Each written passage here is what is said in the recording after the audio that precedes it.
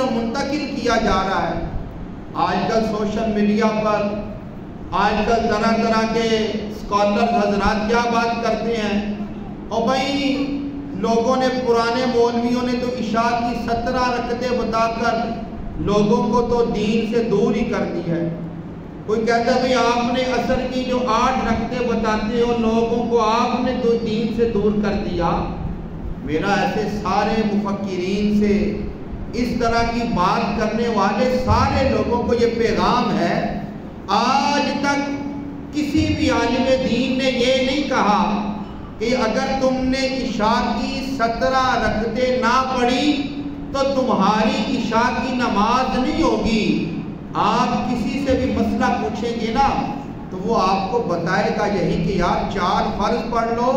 2 سنتیں پڑھ لو، 3 وتر پڑھ لو، تمہاری نماز ہو گئی ہے۔ اگر اللہ تعالیٰ نے تمہیں فرصت دی،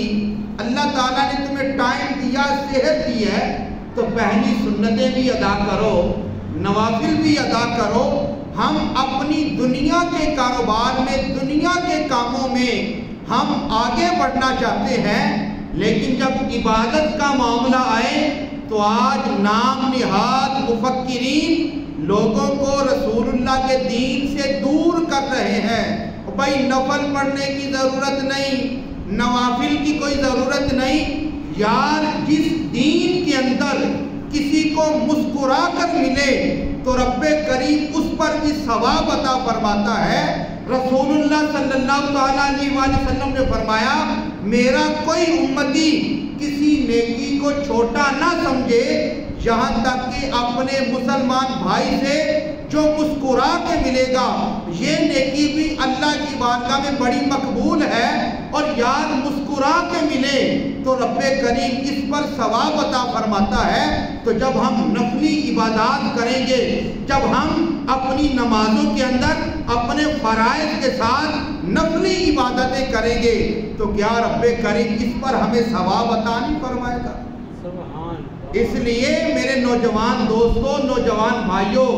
اور یہ ایسے وہ لوگ جو کہتے ہیں بھائی علماء نے عشاء کی 17 رکعتیں بتا کر لوگوں پر دین مشکل کر دیا، اور میرے دوستوں جس بندہ مومن پر، جس مسلمان پر اگر نماز پڑھنی بوجھ بن رہی ہے، جس بندے پر رسول اللہ کی سنتیں پڑھنا بوجھ بن رہا ہے، جو بندہ رسول اللہ کی نفلی عبادات کو